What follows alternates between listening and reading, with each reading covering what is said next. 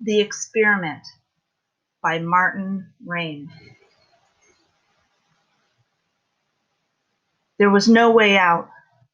The walls of his cell were built of thick cement blocks. The huge door was made of steel. The floor and the ceiling were made of concrete, and there were no windows. The only light came from a light bulb that was covered by a metal shield. There was no way out, or so it seemed to him.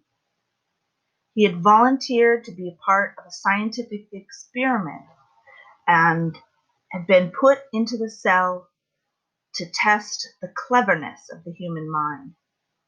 The cell was empty, and he was not allowed to take anything into it, but he had been told that there was one way to escape from the cell, and he had 3 hours to find it.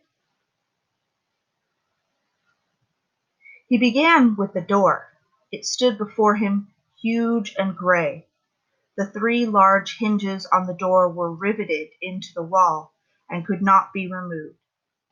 The door itself seemed too big for the small cell, and for a minute he wondered if it had been put up first and the rest of the cell built around it.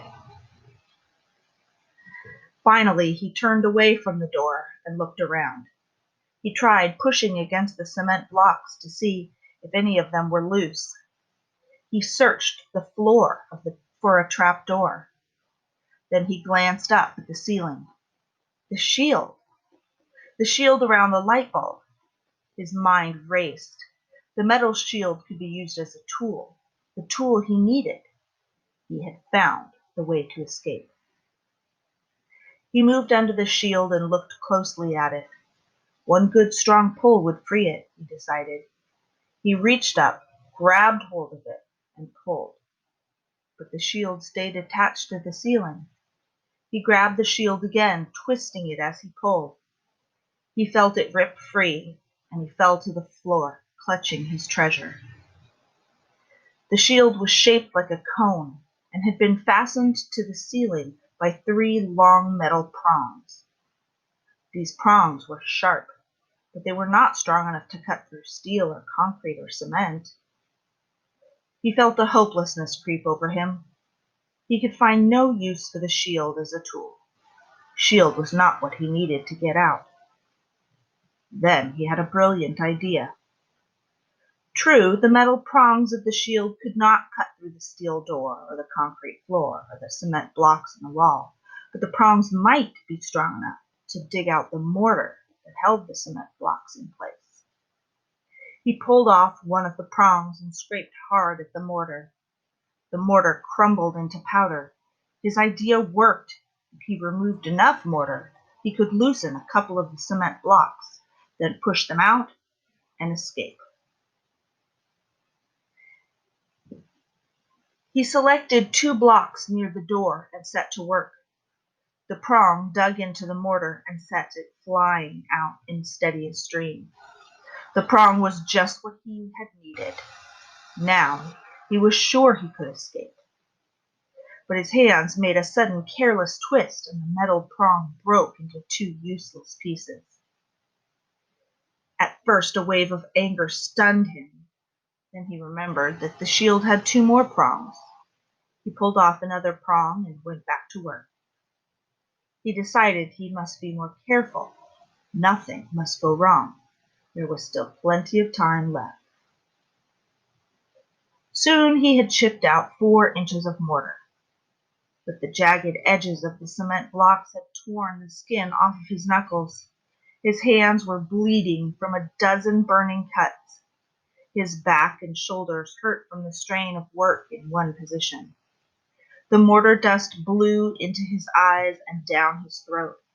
The work dragged on, slower and slower. Suddenly, the second prong broke. For a minute, he welcomed the excuse to stop working, but he thought of failure sent him back into action. He pulled off the 3rd and last prong and went to work again. He was a man who did not like to lose. He had to win. The work dragged on. He became numb to the pain in his hands, to the ache in his shoulders. His fingers moved blindly, and his attack against the mortar grew weaker and weaker. At last he broke through. He had dug out enough mortar so that now he could see light between the cement blocks.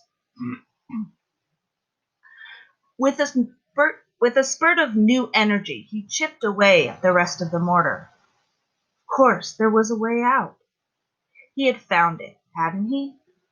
He had proved that a clever mind could solve any problem. That's how he had done it, with his own cleverness. At that instant, the third prong snapped in his hand. He stared at the useless piece. Then, a blind rage, he slammed his fist against the wall. Behind him, the door of the cell opened slowly. His time had run out. His part of the experiment was over. He was not allowed to talk about the experiment or about his plan of escape. However, he was sure that he could have escaped. He was convinced that he almost had. Actually, he had not even come close. The shield had been put up around the light bulb only as a shade for the light. The metal prongs were not meant to be used as a tool. The man had been clever, but he had let his cleverness sidetrack him. If he had not been so quick to use the shield as a tool, if he had not spent all his time chipping out the mortar, and if he had not stopped searching the cell, he might have found the real way out. He might have discovered that he could have left the cell as easily as he had entered, for the huge door had never been locked.